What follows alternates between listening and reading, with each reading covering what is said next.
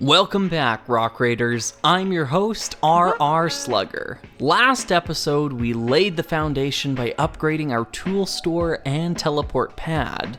Today, we're tackling a big one, the power station. This behemoth refines the raw energy crystals collected in the mines and provides power to the surrounding buildings. Its role in the PC game is iconic. But what if I told you it wasn't always meant to be that way? Believe it or not, but initially, the power station took the role of the ore refinery and vice versa. We can actually see echoes of this role reversal within the final HQ set that saw release. All told, there was a lot of development on how resource collection and refinement was to be handled in the PC and PlayStation games, much more than we have time for here. If you've already seen the 4990 episode, then you'll recognize a part of this model from that set. Indeed, the power station sits in a unique state of limbo between being a retail set and a PC game exclusive. Because of this, and because of its size, we're going to split the model into 3 sections. Let's start with the part we all know and love.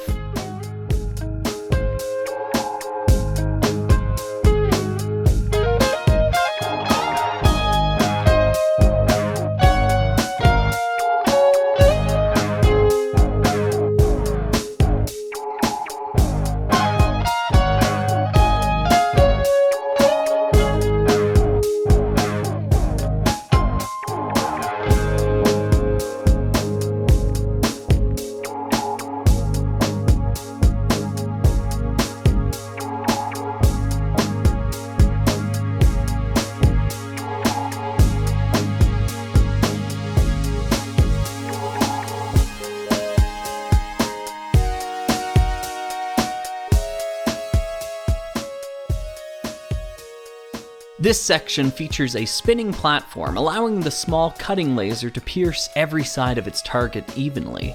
A fellow Rock Raider in the community designed a modification that uses a gear function to rotate the turntable. Here are the parts that I used in my adaptation of it, as well as roughly how to put them together.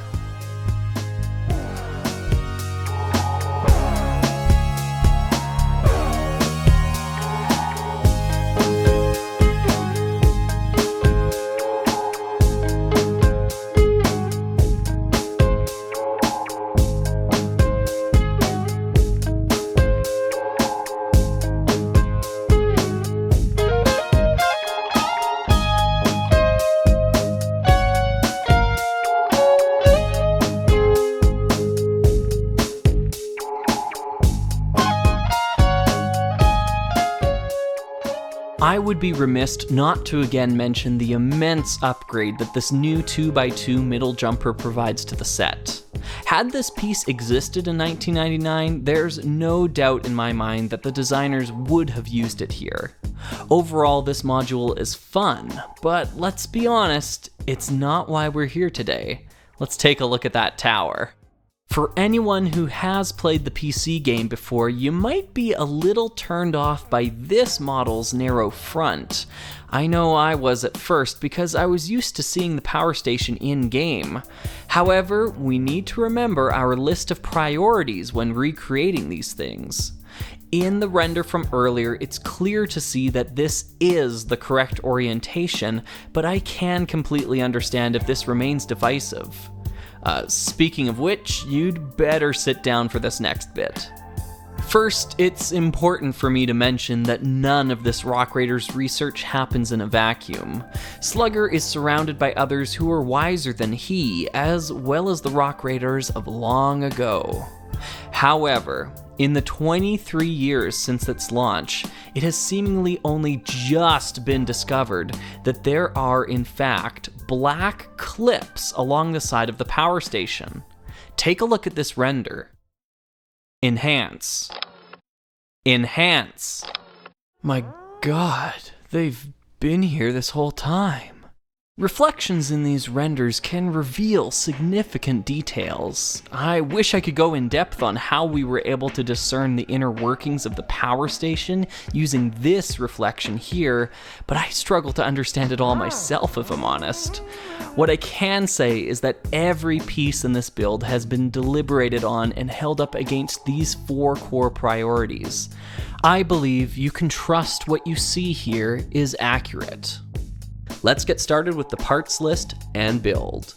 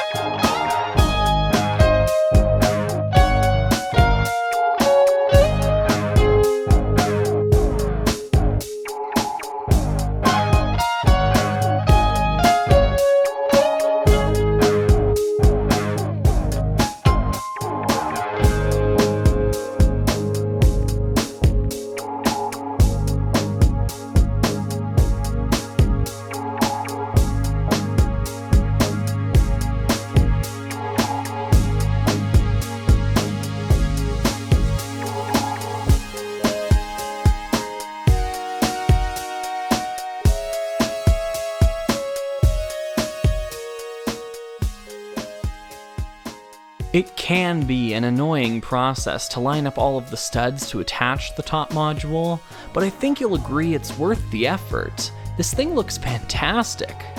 There is a new play function that the tower section adds to the mix. This retractable bucket creates a conveyor system to transport energy crystals into the machine.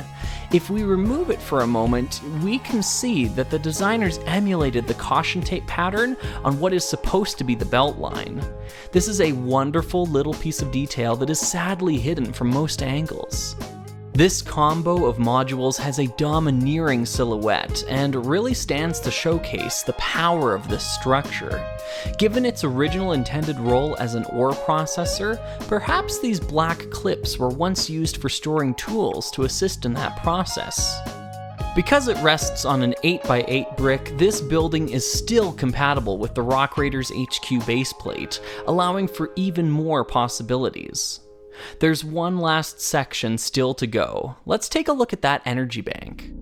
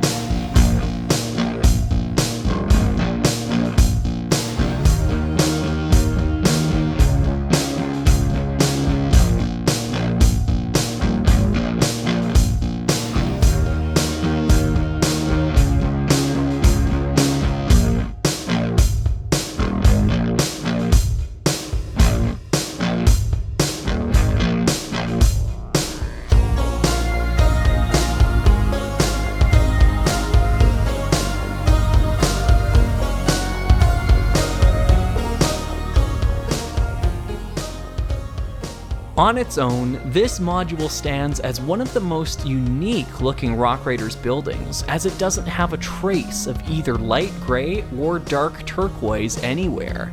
I think this unintentionally makes it appear less friendly, perhaps more dangerous, like you'd be afraid to handle it with your bare hands, that sort of thing. Honestly, this really works for me. You can almost hear the power resonating from inside just by looking at it. Pairing it with the tower on a 12 by 24 brick completes the ensemble. Of the pieces needed to build the power station, collecting 8 trans neon green containers will be the barrier to entry. What's more, it's the container doors that are truly tough to find. Their final appearance was in the Rock Raiders HQ, and they're prone to breaking over time, so there's simply far more containers out there than doors to match with them. Still, if you can get enough, they make for some great additions to mocks.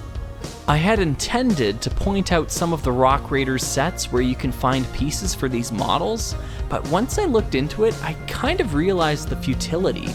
Basically, if you're building one of the many structures from the game, you're going to need a ton of pieces from one or several HQ sets. I don't recommend cannibalizing your sets to build these, as I think Bricklink is just the better way to go. One detail from the in-game model that is worthy of mention are these red and blue headlight bricks. In the render, they are dark gray, but for whatever reason, they have been intentionally altered here. One theory that I quite like is that this was some developer's idea on how to better show that this module acted as a battery, linking its design language to that of a car battery or magnet poles. I'm not saying this is fact, but seriously, what else could it be? I'm having a hard time coming up with an alternative explanation. My only other note on this build comes from an unused texture file that seems to indicate that there were once 2 lights on the back of the tower section. There's really no way to tell if this is an obsolete texture since we can't see the back of the rendered model, so I'd say it's a coin flip whether or not to include it. It doesn't appear in-game, but each texture file was likely based on a physical model at some point, so yeah, it's a toss-up. For this slug, however, I think it's a cool alteration that I'd recommend, even if these rare pieces will run you a couple of bucks extra. I think there's one last important thing missing here. Tubes! In the game, the power station warps down and tubes spring up from everywhere to connect the 2 halves. In the render, we can see a single tube, but it's got an interesting connection point. In my opinion, given the evidence here, I think it's safe to say the tubes were never part of the physical model and were only added later to these digital models. With that being said, it's fairly easy to add a couple in. While we're at it, we may want to stick this tube on the back of the energy bank. It might be there in the render, but the angle of the image obscures it. It does appear on the in-game model, but doesn't appear on the in-game icon based on that model, so I'll leave this one up to you. Now we've got a model that I think represents the power station exceptionally well. It can be a tall order getting all of the pieces to make this one a reality, but I think the results speak for themselves. I hope you found the information in this video useful or at the very least entertaining. Before we pump some ore into an upgrade though, I want to double back and make sure we don't forget about our coastal capabilities. I've been your host, RR Slugger, and I'll see you next time for some high adventure deep underground.